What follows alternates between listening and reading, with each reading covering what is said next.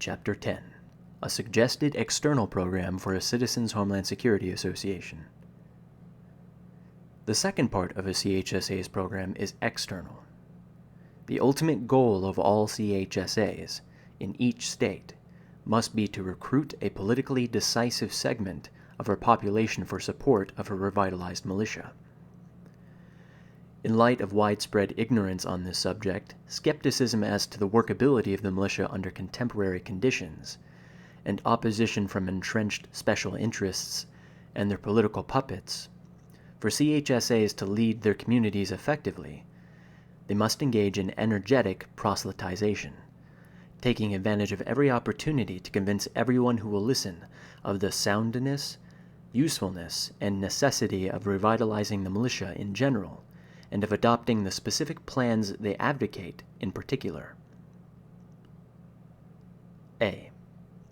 CHSAs must be consistent and convincing in their message.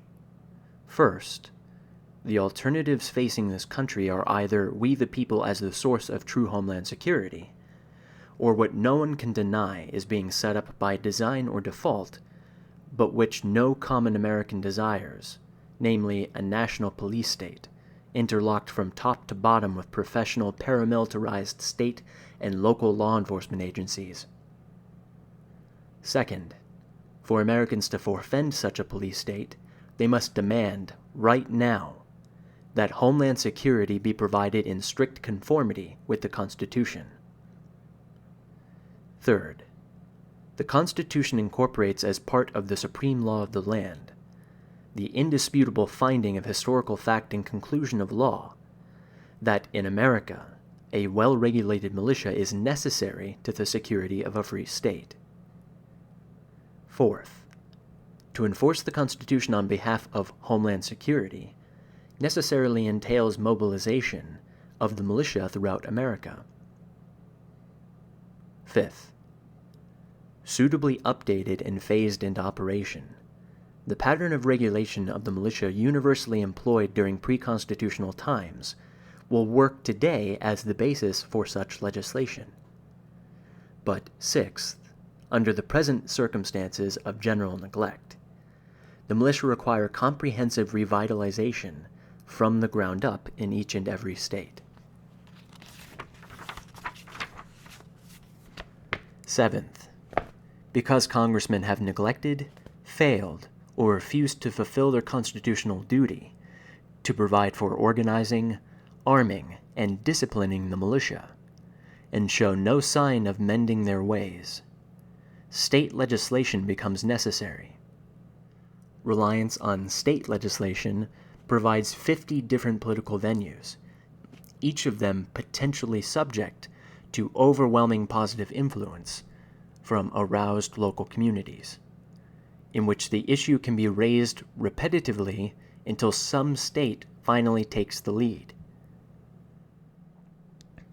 Yet, eighth, appropriate state legislation will never be enacted in any state without unrelenting political pressure from average Americans, who must be educated, energized, enlisted, organized, and deployed for that purpose. To be sure, such legislation may not be enacted in many or even in a few states at first, because average Americans exert little leverage in most state legislatures under normal political conditions. The key insight, however, is that on issues enlightened Americans consider crucial to their immediate personal well-being, such as concealed carry permits, they can mobilize from the grassroots and decisively influence the legislative process in short order. Moreover, the present national concern with Homeland Security has changed political conditions and attitudes significantly. If enough common Americans in even one state come to understand how crucial revitalization of the militia of the several states is to their own and their country's survival, they will compel its adoption there. And with that lone state as an exemplar, pressure will inexorably build up for the same result in other states. I'll interject again here to point out that in 2011, Governor Jan Brewer signed into law legislation that somewhat revitalizes voluntary state militia for Arizona. This is something I'll discuss more in a future SUSC video.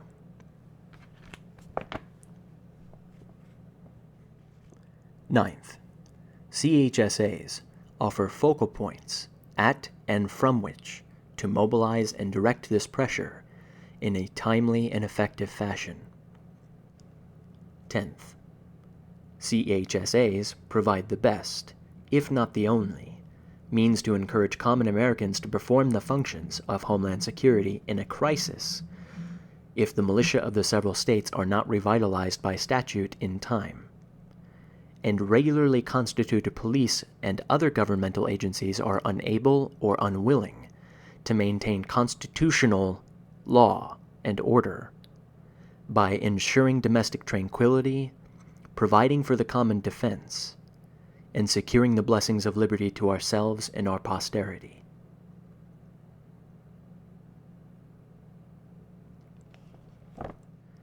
Propagating this message will require continuous multimedia campaigns throughout the community.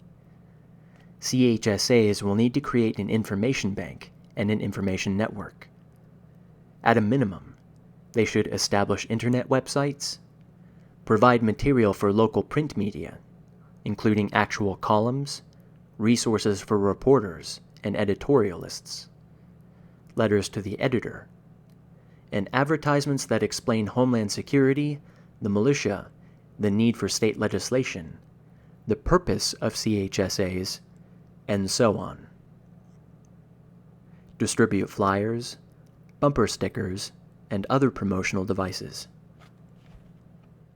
Make speakers available for radio and television talk shows, programs on local public access television, and meetings of community organizations to which members of CHSAs belong or with which they have contacts.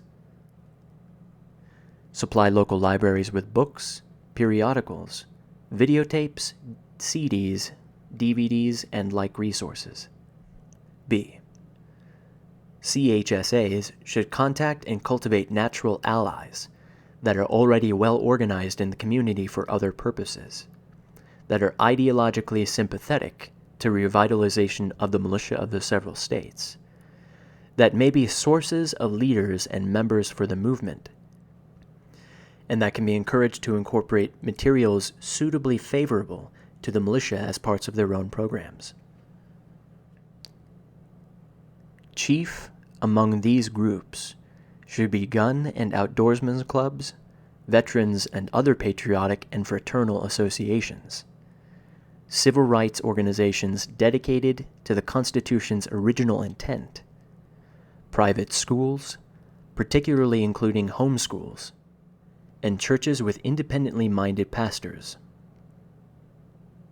Particularly in cases of schools and churches, CHSAs should offer or help to make available speakers, materials, equipment, facilities, and other assistance to teach American history and constitutional law, with emphasis on the militia, employing attorneys, historians, and other experts as lecturers.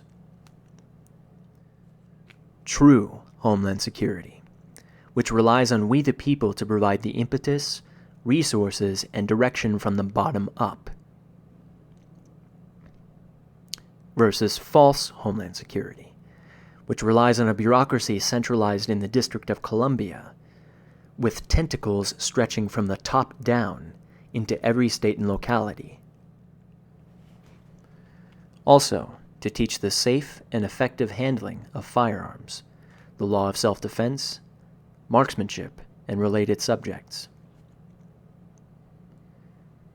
C. Particularly important is that CHSAs do everything possible to encourage among the general public a basic knowledge of and respect for firearms.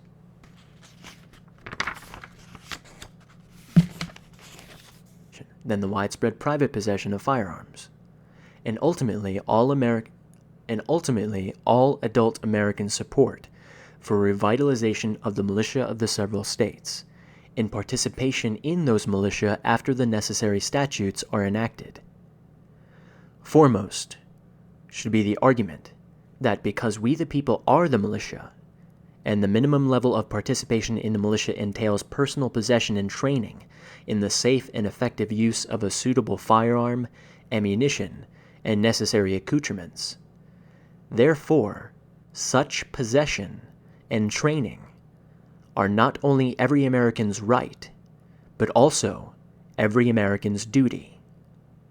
A duty they may be called upon to perform at any moment in a crisis-ridden society. Each individual's possession of and proficiency with firearms are matters of both personal and social responsibility to themselves, to their family, to their community, and to their country. A major stumbling block, though, is that many individuals have never had any experience with firearms at all. And because of their unfamiliarity, inevitably exacerbated by the anti-gun attitudes broadcast in the big media and drilled into students in the quote-unquote public schools, tend to view them with suspicion, if not fear. Convincing such people to support revitalization of the militia, not only in principle, but especially in their own practices, must begin by bringing them into contact with firearms under positive circumstances. Inasmuch as proficiency with firearms begins with and always depends upon safety, and inasmuch as no one can disapprove of promoting safety, particularly in any community in which almost anyone could come into the proximity of a firearm at almost any time because large numbers of firearms are already in private hands. Many people who would otherwise not become involved with firearms at all could likely be positively influenced through classes in basic firearm safety to which CHSAs referred interested individuals, or which CHSAs made available free of charge as a public service to all interested persons in their communities. The selling point for these classes would be that whether an individual personally likes or dislikes firearms, it is nonetheless in their own interest, and in the interest of their family and fellow citizens. That is, because firearms safety is everyone's concern, acquiring a sound working knowledge of firearms and their safe operation is everyone's responsibility. To this end, CHSAs should determine what classes in firearms safety are available in their communities, and in the absence of such classes should assemble a pool of the instructors certified by the National Rifle Association and other accredited groups who reside in their localities and are willing to donate their time to this educational effort.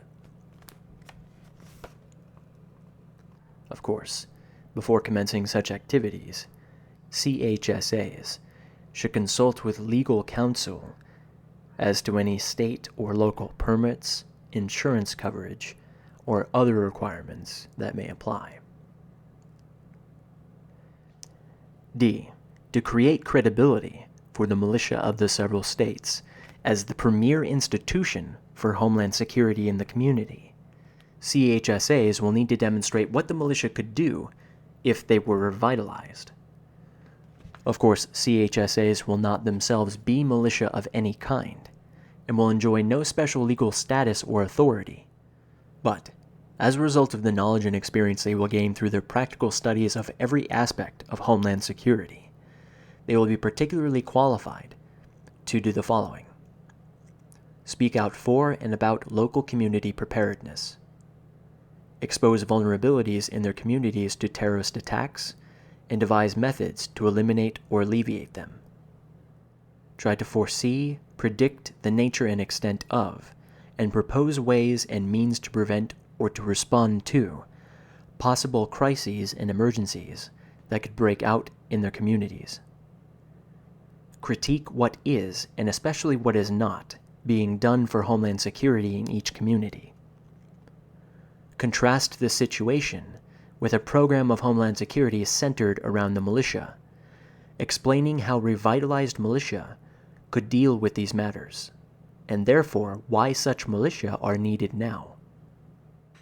Collect citizens' concerns, investigate citizens' complaints, compile whatever documentation may be available from public officials through the use of state and national freedom of information statutes, and publish comprehensive findings about the paramilitarization of and high-handed and oppressive behavior by any state or local or other law enforcement agencies that assail members of the general public with suspicion, antagonism, intimidation, and disrespect, and throughout focus unrelenting pressure on state and local officials, bureaucrats, politicians, and the media for revitalization of the militia.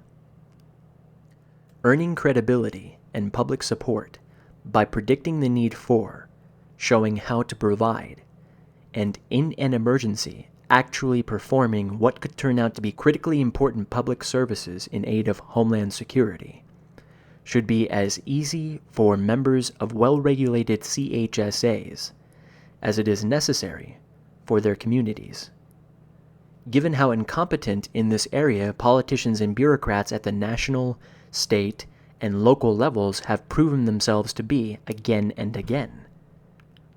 For example, had CHSAs been active in New Orleans for a year or so prior to Hurricane Katrina, might not the dangerous condition of the levees have been exposed, and timely remedial action demanded and probably accomplished? The necessity for Americans to organize ourselves in CHSAs, or similar investigatory and advocacy groups, should also be apparent to every thinking person in light of how peculiarly cunning public officials are proving themselves to be at increasing their own powers by building up a nationwide police state under the guise of providing Homeland Security. For perhaps the most visible example, in recent years the paramilitarization of state and local police forces has spread with epidemic speed, reached ominous proportions, and resulted in egregious abuses throughout America. Today, all too many localities maintain a SWAT or equivalent unit, the members of which are dressed in military-type uniforms and combat boots, usually in black or some other dark, psychologically intimidating color, are armed with the latest and most lethal submachine guns, high-powered sniper rifles, and pistols with high-capacity magazines, are protected by military-grade body armor, helmets, and riot shields, and in some cases are even provided with armored vehicles and machine guns. All in all, troops better equipped for street fighting than were the common soldiers who fought on either side in the Battle of Stalingrad. Absent a more plausible explanation, a natural conclusion is that these developments are intended not simply to elaborate the infrastructure for a first-class police state, from sea to shining sea, and not just physically to train and psychologically to indoctrinate the personnel to operate it, but also, and of even more ominous long-term importance, mentally to condition common Americans in critical ways. Namely, first, to lull Americans into accepting as their regular police officers individuals identifiable by the style of their uniforms as military personnel, so that actual military forces can be called in at any time to police those communities without causing an immediate adverse public reaction. Second, insofar as the uniforms the quote police wear reflect the style of their policing, to dupe Americans into acquiescing in permanent ersatz martial law, characterized by arbitrary, domineering conduct on the part of the authorities, and robotic obedience on the part of the citizens.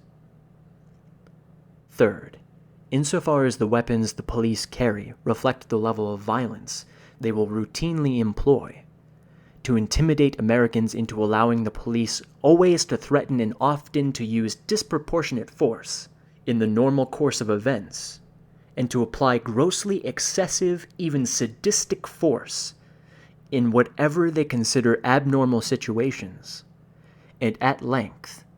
Fourth, to frighten Americans into believing that any remonstrance, let alone resistance, to the police force's disdain for, oppression of, and even brutality towards the general public will result only in further and more intense disdain, oppression, and brutality, with no speedy or adequate legal recourse available, so that fifth, Americans will finally see themselves as being helplessly and hopelessly subject to the police, rather than seeing and maintaining the police in constitutionally proper subordination to we the people.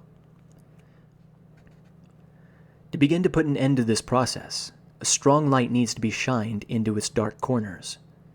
So CHSAs should take the lead in public demands to know, at least, which public officials and agencies have authorized and are promoting and facilitating the paramilitarization of state and local police forces.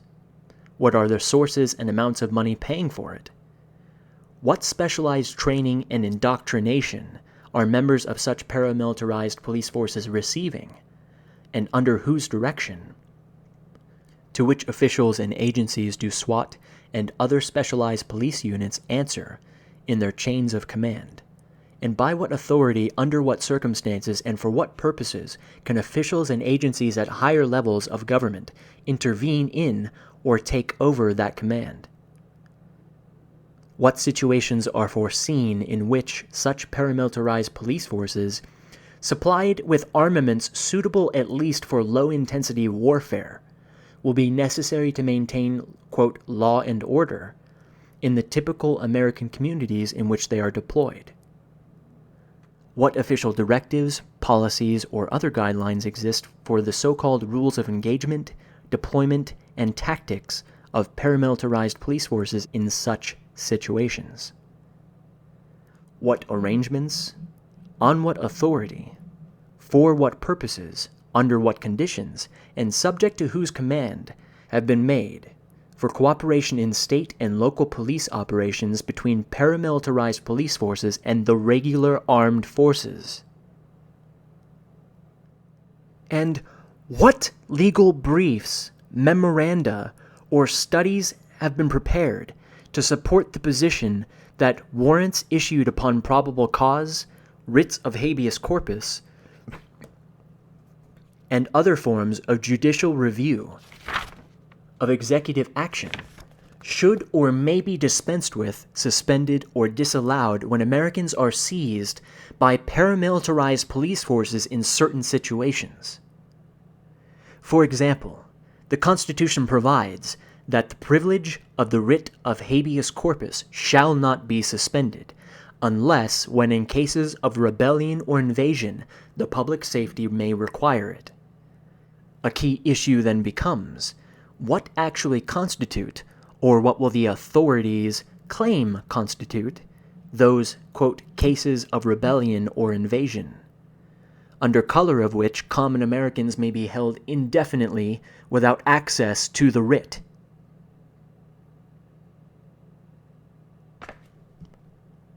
If what should be expected to be the answers to these questions do not prove the need for CHSAs, and do not lead to demands on the part of the general public to revitalize the militia of the several states post-haste, then America is probably too far gone to be salvaged. End of Chapter 10.